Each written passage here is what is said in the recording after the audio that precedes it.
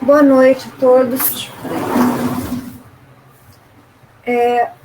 Estamos aqui para mais uma noite dos nossos estudos do Livro dos Espíritos, terminando essa noite o subtítulo Sorte das Crianças Depois da Morte.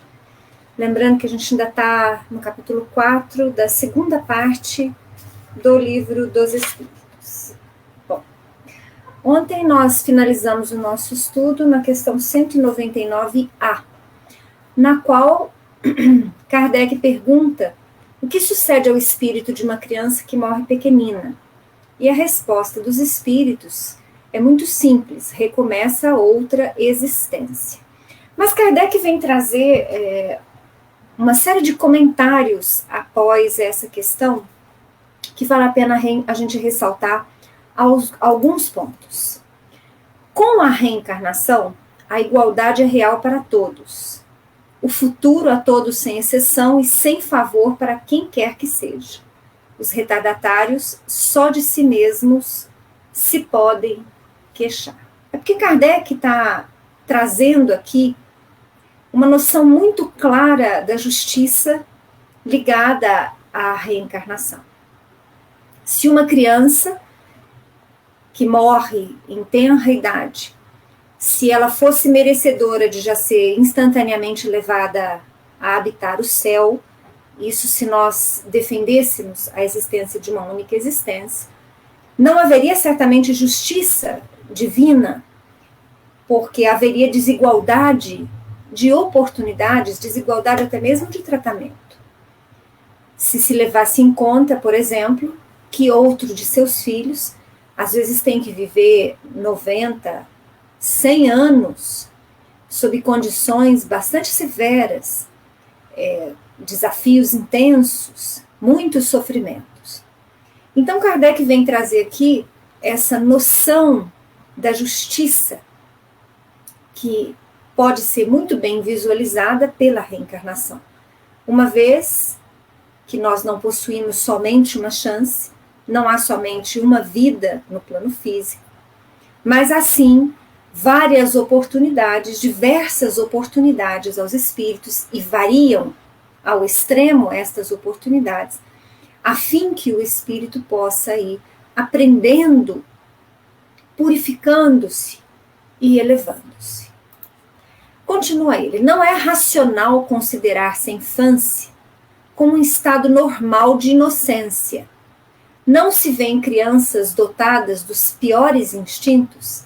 Porque também nesse texto, nesse seu comentário, Kardec vem dizendo, né, que nem sempre a criança ela é um ser totalmente inocente. Por quê? Durante aquele período da infância, parte das aptidões e das tendências do espírito imortal se encontram realmente adormecidas, mas não somente parte delas. Nós não podemos esquecer que se trata ali de um espírito imortal, antigo, repleto de experiências passadas, muitas delas com êxito, outras tantas com falências. Então nós podemos visualizar perfeitamente no campo real da vida crianças que desde tenra idade, que nós não poderíamos dizer que foi trazido por um sistema de educação, elas trazem instintos ruins, instintos agressivos, cruéis, preconceituosos. Então veja bem, muitas vezes isso é fruto sim da educação, do meio familiar, mas muitas vezes estes instintos, eles existem independente da educação, independente da família, independente até mesmo do meio, né? E aí ele continua: a lei civil as absolve de seus crimes, quer dizer, absolve essas crianças que possuem esses instintos ainda cruéis, violentos, né? Porque diz que elas obraram sem discernimento.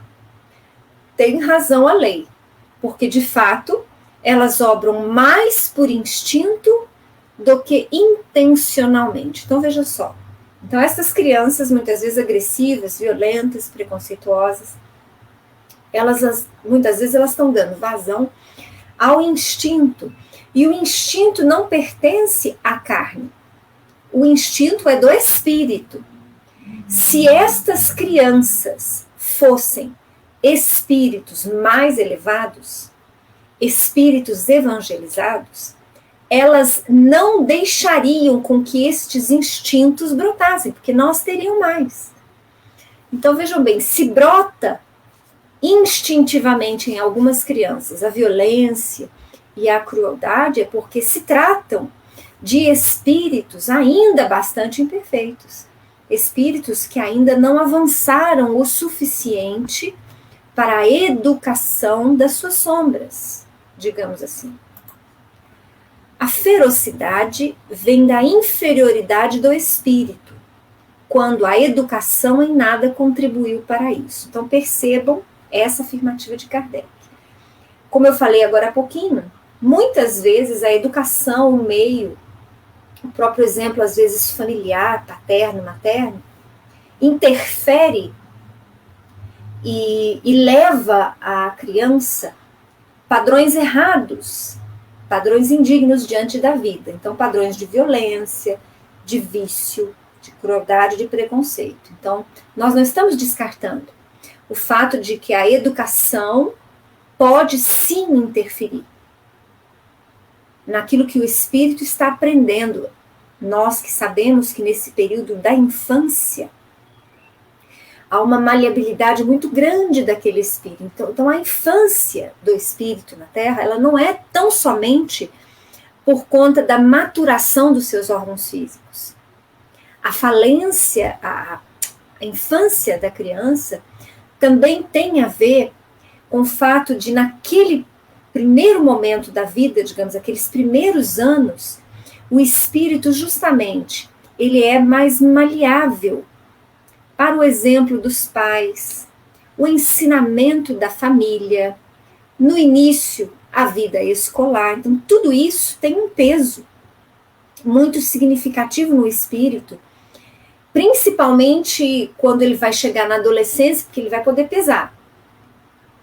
Eventualmente, os instintos que ele ainda carrega. Depois, ele vai contrabalançar com todo esse aprendizado que ele vem tendo da família, da escola, do meio onde ele vive, para que ele possa, então, entre a adolescência e a juventude, escolher.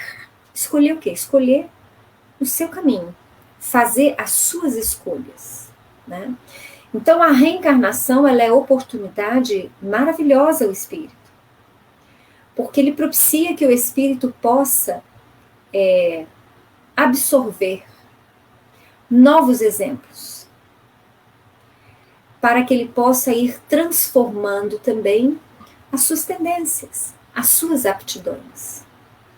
Então, a ferocidade é da inferioridade do espírito quando ela não vem por todos estes meios, familiares, educacionais, sociais, né? Então, vamos supor que a família seja uma família equilibrada, não necessariamente rica, mas uma família onde há um consenso dos pais acerca do trabalho, da honestidade, de uma vida digna, um respeito aos semelhantes. Então, veja bem, é esse o exemplo que aquela criança está tendo. Na escola, nós vamos entender que, de repente, na escola ele também vai ter bons exemplos sobre dignidade, sobre disciplina, sobre respeito. Mas, mesmo assim, o espírito é um espírito violento, feroz. Demonstra essa ferioridade. Da onde que vem essa ferocidade? É uma característica da inferioridade do espírito. Bom, e finalmente, Kardec vai afirmar: as que se revelam viciosas é porque seus espíritos muito pouco hão progredido. Sofrem, então, por efeito dessa falta de progresso, as consequências, não dos atos que praticam na infância, mas dos de suas existências anteriores. Assim é que a lei é uma só para todos, e que todos são atingidos pela justiça de Deus. Vejam só que esse raciocínio desenvolvido pelos espíritos, pelo Kardec, sobre tudo isso que nós estamos conversando, sobre a morte de crianças em eternidade, não quer dizer que nós estamos aplaudindo, ou mesmo validando extensas violências que são cometidas no mundo todo contra as crianças. Mais uma vez, nós espíritas sabemos e valorizamos por demais a oportunidade da vida presente, da vida física. É uma experiência importantíssima para todos os espíritos, principalmente para os espíritos imperfeitos, que estão tendo novas oportunidades de aprendizado, de exemplo, de refazerem as lições que eles ainda não conseguiram refazer. Então, em nenhum momento, este raciocínio espírita valida quaisquer abusos ou violências que as crianças sofrem, sob a falsa ideia de que eles estão pagando por débitos passados. Nós não temos um pai vingador. Deus não é um pai de punição. Nós temos leis educativas. E cabe a todos nós, adultos, cabe a todos nós assegurarmos que estas crianças, em qualquer localidade do mundo, tenham a oportunidade de um aprendizado diferente do que muitas vezes ela vem tendo até aqui como espírito imortal. Então, nunca a reencarnação, a lei de causa e efeito, vai ser justificativa, vai validar qualquer tipo de violência. Nós só estudamos esta justiça que existe nos mecanismos divinos e que se faz muitas vezes através da lei da reencarnação, para que nós espíritas possamos evitar atitudes de revolta, de não aceitação, para com aquelas situações que nós não podemos modificar. O ser humano, ele busca muitas vezes o controle de todas e quaisquer situações. Por mais que a gente negue, nós gostaríamos de comandar. Nós gostaríamos que nossos filhos não sofressem, nós gostaríamos que aqueles que nós amamos tivessem todas as facilidades possíveis, nós gostaríamos até mesmo de um mundo pacífico, um mundo ideal para todos nós, isso é o que nós buscamos. Mas a verdade é que nós não estamos ainda preparados para tudo isso. Então nós precisamos ter profunda consciência de aceitação diante dos mecanismos que a vida apresenta para nós, os desafios, as grandes perdas que a vida muitas vezes apresenta para nós. Nós precisamos compreender com lógica estes mecanismos divinos para que nós possamos evitar a revolta e a não aceitação. Então, é esta a compreensão que o espírita busca. O espírita em nenhum momento valida as injustiças que ainda existem no nosso mundo em pleno século XXI. Mas a compreensão das leis divinas, que os esclarecimentos dos espíritos nos possibilitam ter, faz com que nós tenhamos resignação, faz com que nós sejamos resilientes e faz com que, principalmente, nós sintamos a responsabilidade de cada escolha que fazemos, inclusive nos chamando a esta responsabilidade criativa. Então, aquilo que nós pudermos executar em benefício dos nossos semelhantes, nós assim deveremos fazer. Porque responderemos consciencialmente pelo bem que fazemos, pelo mal que fazemos, pelo bem que deixamos de fazer. E aí nós vamos entrar agora em um novo subtítulo, ainda desse capítulo 4, que é Sexo nos Espíritos. Questões 200 a 202. Na questão 200, Kardec pergunta: tem sexos os espíritos? Não como o entendeis, pois que os sexos dependem da organização. Há entre eles amor e simpatia, mas baseados na concordância dos sentimentos. Eu confesso para vocês que nessas 3 questões que compõem esse subtítulo, eu passei grande parte da tarde hoje meditando, consultando algumas obras, tentando compreender no que algumas informações novas poderiam ou não ser contraditórias a esta informação que Kardec nos trouxe no século XIX. Então eu vou dar agora aqui para vocês o resultado fruto dos meus estudos, deixando para vocês uma liberdade ampla para que vocês discordem daquilo que eu penso, discordem do que muitos autores espíritas pensam. Então vamos lá. Analisando essa questão, a primeira coisa que me chama a atenção é essa primeira frase: não como entendeis, pois que os sexos dependem da organização. O que seria uma organização para nós que estamos encarnados? Seria o corpo físico. É uma organização. Há uma harmonia. Nosso corpo físico é uma máquina organizada onde funcionam moléculas, órgãos, sistemas vários, para que haja, então, a expressão da vida. Então, veja só. Tem sexos espíritos? Não como entendeis, pois que os sexos dependem da organização. Então, aqui eu entendo que o sexo que eles estão falando é o órgão sexual.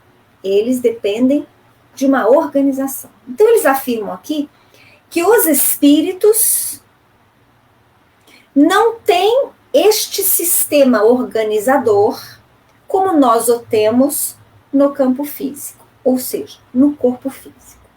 E aí eu parei um pouquinho para pensar. Bom, o que é o espírito? O espírito é aquela centelha divina, é aquela luz naquela imagem, né, que os espíritos vêm nos trazendo no próprio livro dos espíritos, né, uma imagem analógica, né, como se nós pudéssemos imaginar, é uma chama, uma centelha divina. E eles afirmam que o espírito, esta centelha, esta essência, não tem uma forma. Não tem uma forma que eles possam hoje nos informar qual seja, porque nos faltam sentidos, nos faltam capacidade para compreender esta essência que é o espírito. E esta essência, que é o espírito, então, se utiliza durante milênios e milênios de veículos para se expressarem, que são os corpos físicos e perispirituais. Não nos esqueçamos que nós não temos só o corpo físico. Kardec ele vai estudar aqui no Livro dos Espíritos, basicamente, o corpo físico e o perispírito. No entanto, nós sabemos, e eu já comentei isso com vocês, e a gente pode ter essa informação em livros espiritualistas, e mesmo livros espíritas, de escritores espíritas, que gostam de aprofundar um pouquinho mais, nós temos cerca de 7 corpos. Então, vejam só, o nosso espírito, que é esta essência, esta centelha divina, se utiliza de vários corpos, várias organizações para se expressar. E aí, dentro deste raciocínio, eu pergunto para vocês, o perispírito é um organismo? Ele é um corpo semimaterial, de muita plasticidade, mas que apresenta, segundo o relato uniforme dos espíritos, órgãos e acompanham de forma bastante semelhante o corpo físico. André Luiz, em algumas de suas obras, no livro Evolução em Dois Mundos, em outras obras da sua série, ele vem dizer, né, que o perispírito tem corpos, tem órgãos muito próximos. Há alguma diferenciação no sistema gástrico, às vezes no sistema genésico, ele fala disso, mas tem órgãos. Então, o perispírito também é uma organização, um veículo organizado, um corpo organizado, do qual o espírito se utiliza. Voltamos a esse raciocínio. O espírito, esta centelha divina, não tem sexo. Concordam com isso? Eu concordo. Mas os corpos dos quais o espírito se utiliza têm. Eu quero que vocês estejam me acompanhando, ou pelo menos acompanhando meu raciocínio, nem que seja para não concordar comigo. Por que que eu estou levando para vocês esse raciocínio? Lá no século XIX, poucas questões surgiram em cima daquilo que Kardec trouxe. É por isso que várias vezes eu bato na tecla de que nós não podemos nos esquecer nunca de que isso aqui é uma base geral. E que muitas vezes a proposta ideal das respostas que os espíritos nos trazem se refere a espíritos já evoluídos, ao objetivo maior nosso, espíritos puros. Mas a verdade é que até chegarmos nesta proposta ideal, existe um leque bastante amplo de situações que envolvem esse aprendizado lento e milenar do princípio inteligente. O fato é que incontáveis obras posteriores vêm trazer relatos de espíritos desencarnados contando que muitos deles, e isso a gente não vê só em obras, a gente vê também nos grupos mediúnicos, contando que muitos deles demoram muito tempo para se aperceberem desencarnados. Por que será? Porque para estes espíritos que já desencarnaram, eles olham para o seu corpo e ele é exatamente igual ao que eles possuíam quando no plano denso da matéria. Então eles demoram muito para se aperceber das mudanças sutis que ocorreram. E por isso que demoram, às vezes, um tempo bastante significativo para darem-se conta de que já não estão mais encarnados como antes no plano denso da matéria, mas que continuam vivos com um corpo, só que perispiritual, vivendo, amando, estudando, trabalhando em dimensões diferenciadas. Há entre eles amor e simpatia, mas baseados na concordância dos sentimentos. Vejam aqui que essa segunda frase dessa resposta é absolutamente ligada a espíritos mais equilibrados. Ainda foge muito da realidade de grande parte dos espíritos que são atendidos nas mesas mediúnicas.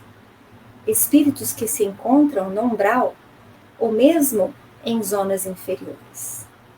Então, se afirmar que há amor e simpatia entre todos os espíritos, nós não podemos fazer. Porque esta é uma característica daqueles que já conseguiram, já obtiveram uma certa noção de equilíbrio, de harmonia. Aqueles que já estão compreendendo um pouco mais o convite que a lei do amor faz a todos nós. Nos planos inferiores também há amor, mas também há ódios. Também há simpatias, mas também há muitas antipatias. Então não é uma situação geral. Eu quero que vocês percebam isso. Então, no meu entender, quando Kardec faz essa pergunta, tem sexo os espíritos? E os espíritos respondem, não como entendeis, pois que os sexos dependem da organização. Para mim, Cristiane, eu interpreto da seguinte forma. Os espíritos, as centelhas divinas que somos nós, não têm sexo. É por isso que nós podemos variar as experiências, como homem e como mulher, dependendo da necessidade de aprendizado, dependendo da proposta reencarnatória que nós vamos ter. Porque o espírito em si, essa essência, não tem sexo. Mas os corpos físicos que nós utilizamos têm. Assim como os corpos perispirituais e espirituais também têm. Vamos seguir mais um pouco. Dá muito debate, eu sei. Na questão 201, Kardec pergunta: Em nova existência, pode o espírito que animou o corpo de um homem animar o de uma mulher e vice-versa? De certo. São os mesmos os espíritos que animam os homens e as mulheres. Então, mais uma vez, confirmando o meu raciocínio que eu defendi na questão 200. O espírito, essência e centelha divina, não tem sexo.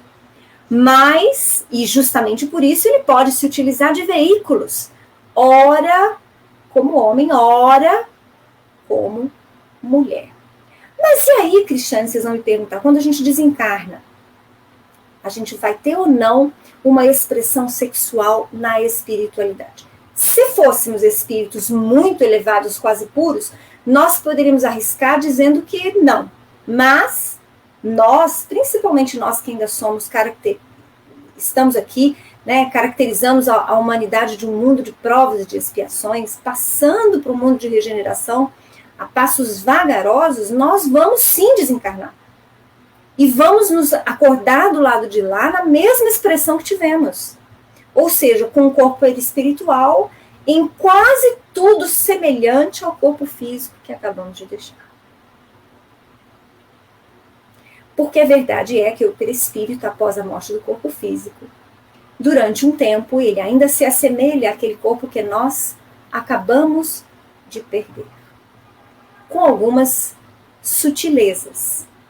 Na medida em que somos um pouco mais elevados, contam-nos os espíritos que há um lento remoçamento das feições. Aqueles espíritos muito envelhecidos vão remoçando, até que atinjam determinada idade em que eles se sintam mais à vontade. Espíritos com grande poder mental também podem alterar a forma perispiritual. E alguns, inclusive em zonas mais inferiores, também pelo uso do seu poder mental, podem alterar a sua expressão, só que de forma provisória.